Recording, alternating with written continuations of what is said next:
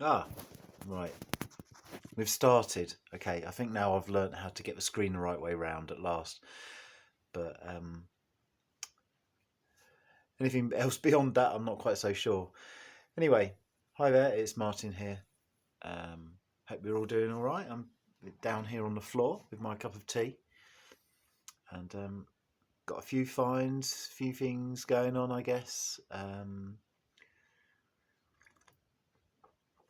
Try and work my way back from stuff. I have picked up a whole load of 7 inches. They're not. There's nothing that rare in there. I don't think it's just they were like 30p each or some sort of crazy price the guy offered to do the whole lot, but half of it was just like, I don't want to be doing all this.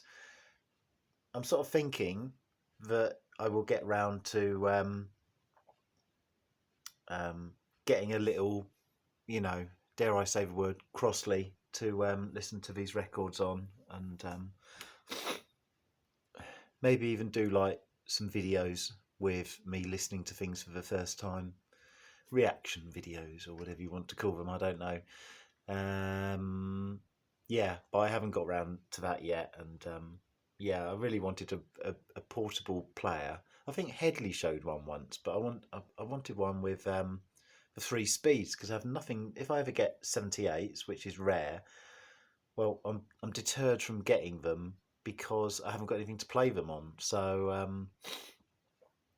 yeah, just something a bit, I don't know, fun. In some ways, I'm very much a bit of a snob, but in other ways, I like just regular pop music at times. But I don't listen to like the radio and want to hear them all the time, sort of thing. Anyway, without further ado, let's just crack on. One album that I definitely have changed my mind on, which isn't a new find, is Steve McQueen. Now, some of you may know my previous videos. I was up in the loft going through stuff. Nobody wanted this. I've consequently sort of come to quite like it, and you listen to it and you do sort of hear more and more. I'm not going to say like some rich timbres. I'm not going to say I keep finding rich textured layers, but certainly you hear things on it that you haven't heard before, and I think I like that with music sometimes, the unfamiliarity of it all. Um, Here's a few finds anyway. Well, I did a record fair that was a week last Sunday, quite local to me, and it was great fun. The sun was out. It was outside in well, I had to get like a gazebo. That was like part of the deal, and the gazebo was big that I borrowed, so I had to borrow a van. So it was quite a performance, but it was really good actually, and because it was sort of in this outside brewery kind of thing, a lot of people came. Yeah, partly the weather, partly their vinyl starved existences, I suppose, and yeah, it went well. You know, a lot of you. It's definitely swinging more towards younger people, or certainly this fair was. It wasn't so much like your the things that people buy. They're just younger people. Sorry, I say younger people. I sound like a right snob, but under 30 or whatever, people would just try different things. They're more open minded. They're not looking for their specific things. Um, so this is where the future will probably be, I guess.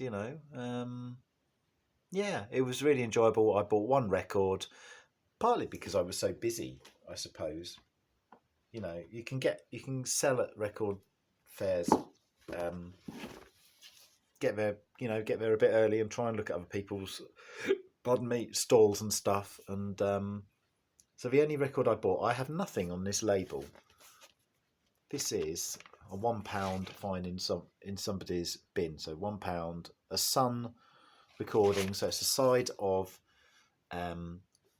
Johnny Cash and a side of Jerry Lee Lewis, and they're religious, and it belonged to Peggy here, not Peggy Sue. presumably.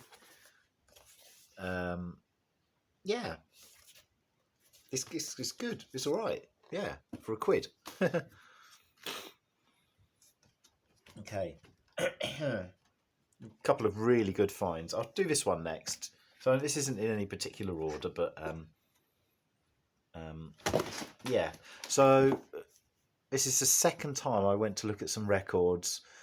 A little bit of a distance from me, enough for it to be a waste of time. So they were on Facebook Marketplace. So the previous time I'd gone somewhere and I'd walked off in a mood because they'd been promised to somebody else, and two people were sort of selling it and at the same house.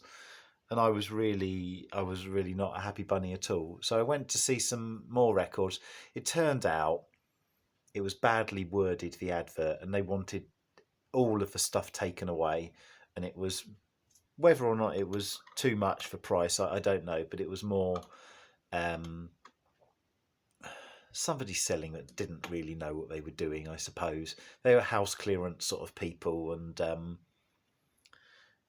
I mean, quite nice people, but not really sort of on the ball with what they were doing. And then they sort of said, "Oh, we've had this offer from somebody else, and they've offered to come." And so the perils of this is not good, like Facebook Marketplace buying records, maybe to sell, maybe it's all right, I don't know, but that's still for sale. No one's bought them. You know, I looked at them and tried to sort of help them a bit. I was going to say I didn't get offered a cup of tea, but I suppose, yeah. So I've been there, and then I was talking to the lady.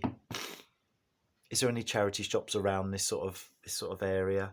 And she explained down the road there was somewhere, but it's like a dump shop, you know, by the council refuse place. So I thought, okay, well, that's on my way back. I'll go down there, and I think I know where it is on this roundabout. And then, so I went there. Did I find a few things? Anyway, one record stood out by far.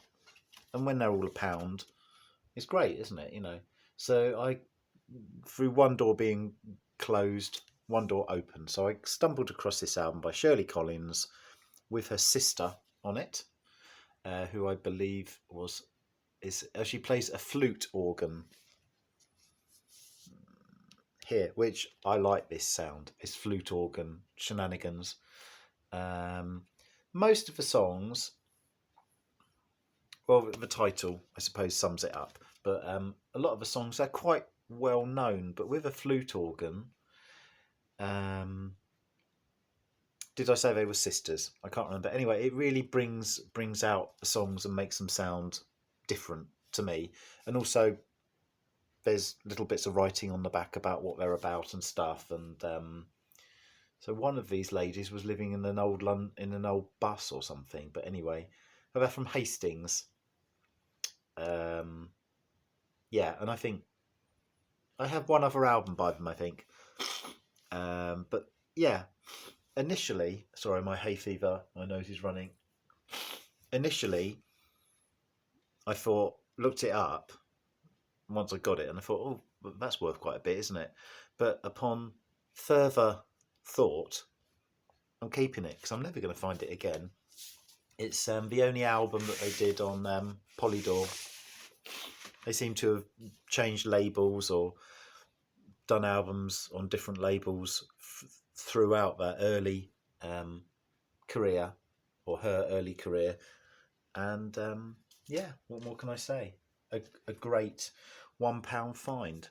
So some other time within the last vinyl finds that I did, I stumbled across something else for £1. It took a lot of hunting that day. Tucked right at the back with lots of terrible records was this, which it's not actually on YouTube to listen to, or I can't find it. I think Miss Carlos or Mrs. Carlos, I think that they want to hold on to their rights and stuff, and yeah, so they're not They're not. It's not readily available to listen to. It's a double album, as you probably know, one side per season. So Alan Static Traveller would he'd probably know this album anyway. I don't know. In fact, maybe a lot of you know this album already, but having never heard it, I wanted it, and I'm familiar with Clockwork Orange and a couple of other bits. So this is something that he, or rather she now, wrote when they were generally doing cover versions or people's other music. So I thought it'd be a very interesting album to listen to. So another great find there for £1. Ha ha ha ha ha. I was in a Christian bookshop and I stumbled across this. It's a Cliff Richard autobiography from 77. Yeah, to put it into the time scale of where he was musically, I guess. And I can read autobiographies quite easily, to be honest, if it's somebody who's somewhat interesting character. And yeah, Cliff for £1. What else have we got? I don't know if I've really got that much else, really. I've got a few other bits that I've found here. Now, ELO, I think I recently, well, anyway, I'm not really that keen on. I think Out of the Blue is a bit of a drag as a double album, to be honest with you. And later ELO, I'm not so keen on. So I found this, so it's On Third Day, El Dorado, Face the Music I know, El Dorado I know, this other one I don't know, so it's a nice sort of box with them in, and you get your fan club, membership, introduction, and they've sort of got these sleeves with ELO on them, so I think I'll keep that in a box. Maybe not the most practical way, but hey ho. And lastly, I've been rambling for probably about 7 minutes here already of the 12. A couple of albums I found. Status Quo. I've only got like your greatest hits, your 12 gold bars, and a live album. So here's a proper studio album by Status Quo I found, again for £1.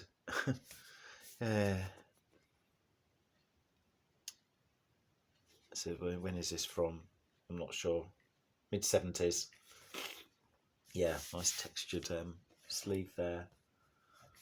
I'll see what it's like. And then, well, I'm never going to find that early stuff. So this, I think, has quite a lot of the early stuff. Some of it, the psychedelic stuff, I hope. It's a double. It's on Pickwick. And, well, not the greatest of covers, but let's give it a go. Yeah, I don't know that Matchstick Men is on here. Ice on the Sun is on here. Yeah, so I suppose that's about it for me. I'll try and do another video or two sometime in the future. I probably had lots of other things to say, but I can't remember what they were. So I just call it a day and say thanks for watching, and maybe see you in your videos. Or if you don't, there was somebody that entered that contest that I did, and I never heard back from them. So if you are watching, was it POV Music? Or if somebody has some way of getting in touch with them, then yeah, I'll send them something. But at the moment, I can't really, can I? Because I don't know how to get hold of them really. Yeah. Not a lot else I can do about that really, but there you go. Hey ho. I think James was happy with his Brian Eno, and Richard McCook was definitely happy with what he got. He said it was more than enough, but yeah, great. Okay, thanks very much for watching. Bye.